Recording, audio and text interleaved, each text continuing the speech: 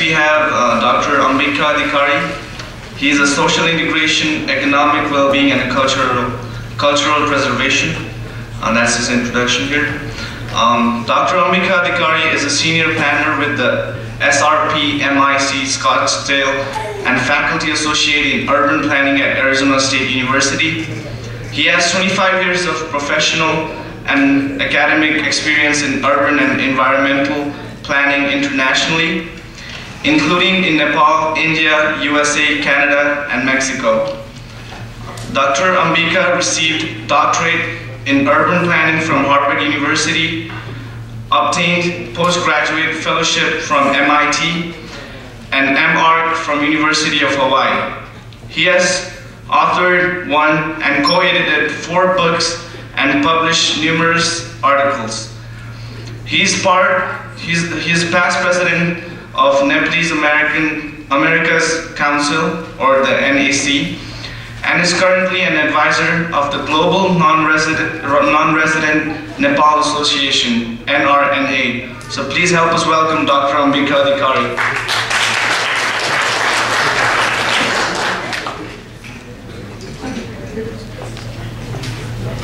Good morning. Thank you so much for that wonderful introduction. So first of all, I wanted to thank Dr. Purna Chetri and all the officers of the association, the Bhutanese Association in America, for inviting me. And it's a great pleasure for me to stand in front of all our brothers and sisters who came from Bhutan to the US, and the good and generous guests who have come here, who have consistently supported the Bhutanese refugees who come to the US. I came from Nepal quite some time ago in this country, and as you know, there's an affinity between the people in Bhutan of the Nepalese origins who were chased away by the government of Bhutan and the people in Nepal. As a matter of fact, the vast majority, and I think all of the Bhutanese refugees who come to the US have come through the refugee camps of Nepal, who I think they stayed in those refugees camps for a very long period of time, almost like 19, 20 years. And I remember a lot of things right from the beginning when the Nepalese populations were expelled from Bhutan in the early 90s. I used to be a student here, and we used to look at some of those news. As a matter of fact, it's almost, I think, 20% of the population of Bhutan who spoke Nepalese were expelled. So it was a big, cruel situation in the country which professes itself to be practicing Buddhism and peace and world meditation. That was a big irony. And it continued on. A big group of the Bhutanese people who spoke Nepali, who are called Lutsampa in their language, were able to be retained in India, but the vast majority of them came to Nepal, which itself is a poor and vulnerable country. But Nepal gave them a big shoulder, and many of them basically spent a generation in the refugee camps of Nepal for 19, 20 years. So that was the beginning of the fate of the exodus and the ethnic cleansing that happened in Bhutan.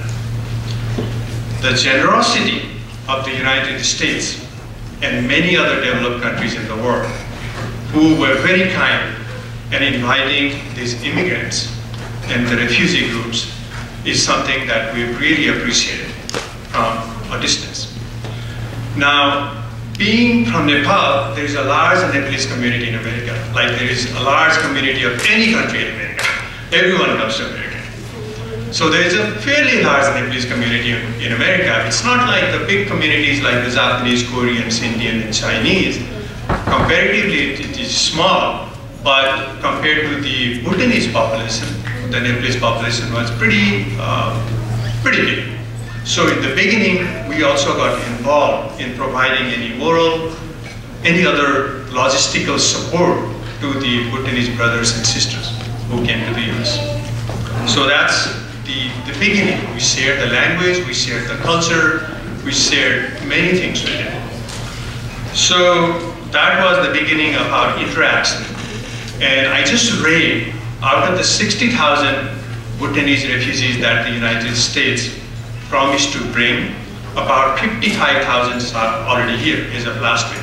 And that was a very interesting news.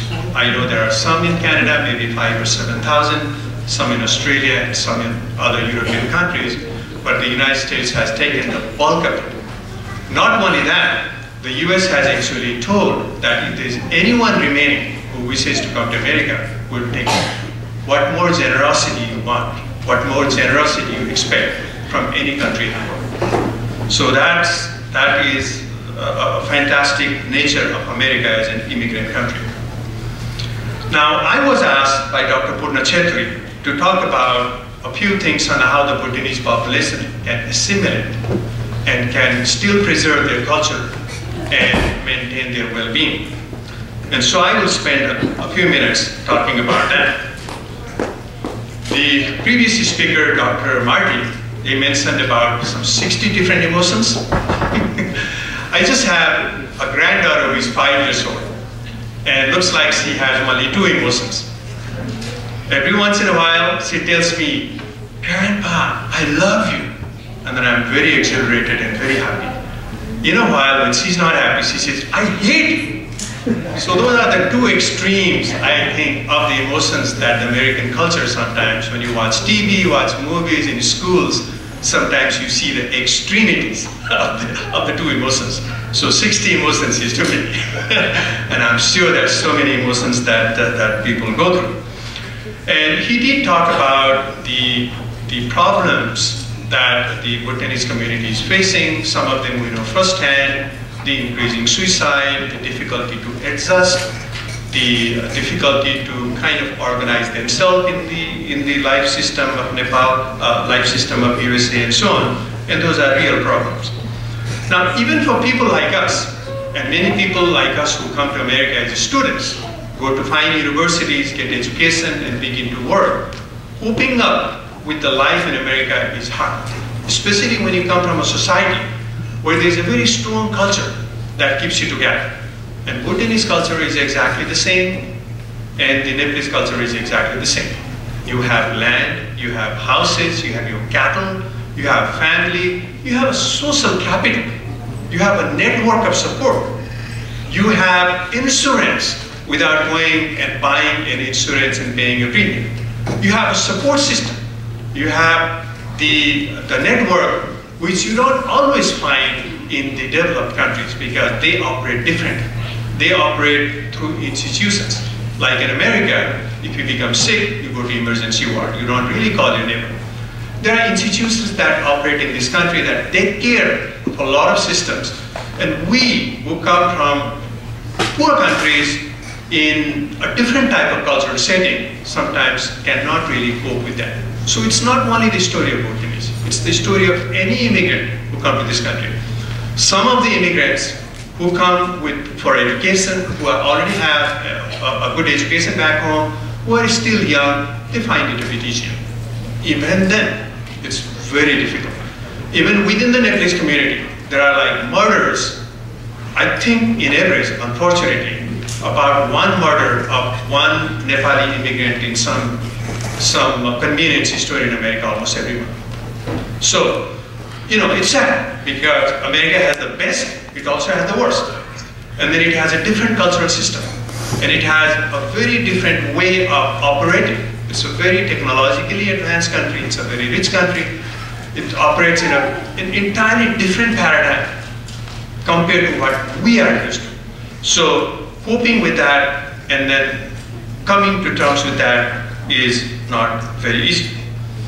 And there are a few things that I just wanted to, from my own experience and from what I've seen, just wanted to talk about, and that might help a little bit. And the problem when you come in a refugee situation is you may not have the kind of education, you may not have kind of language, you may not have the kind of attitude that can make you successful in this country. And so that's something that we need to think about, and we need to learn from each other and how to make that happen. Now in the refugee situation, the whole family, the generations of, the multi-generations of people, it may be 3 or 4 generations, can come together. Some people are old, some people are young, some people are being born, and some people are very young, like we can see in the front. For younger people, they will adjust. They pick things very, very quickly. They would not have the kind of accent that many of us keep for life. It's going to be very easy.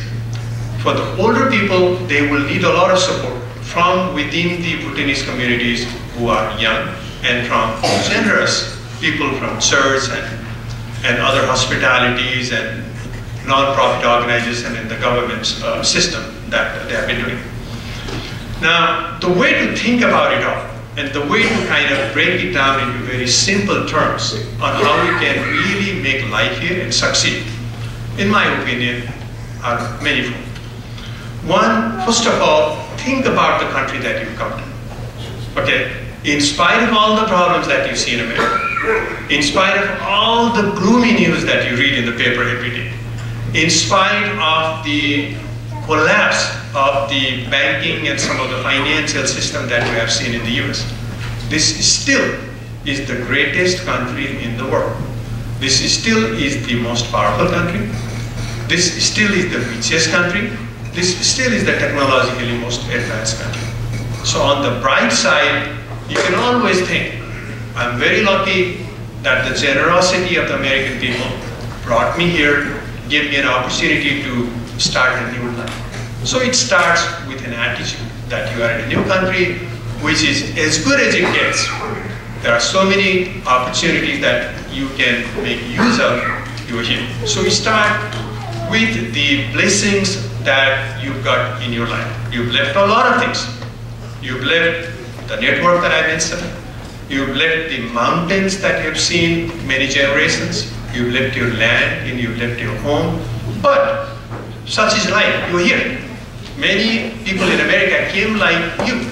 Many people came refugees, the Vietnamese and Laosis and Cambodians and Burmese and so many other people came in a very difficult situation. They came by boat. Some of them lost their lives on the way. They are here. And you see that many of them have made their life pretty good in this country. So, first of all, there is that still that American dream still alive. So we start thinking from the positive angle that you are in a country where there is a meritocracy, where if you have talents, if you have education, if you have something to offer, the society will accept you. The society will appreciate you. So that's number one to think about. Number two, in spite of this big institution and the kind of personal situation that you see here, you know, there's very sterile situation sometimes when you go to the bank, when you go to the government offices and so on, everything is like mechanical. In spite of that, there are lots of really good thinking people in this country. People whose motto is to serve the humanity. They go beyond the race and ethnicity. They go beyond the ethnic and the racial cleansing that you have faced. They are in the opposite spectrum of that. They go for the human values. They go for love, they go for protection, they go to support you. So think on that, okay? So that's number two. So there's a good framework, you are in the best country, and then there are a lot of really good people and good organizations that will help you. That's number two.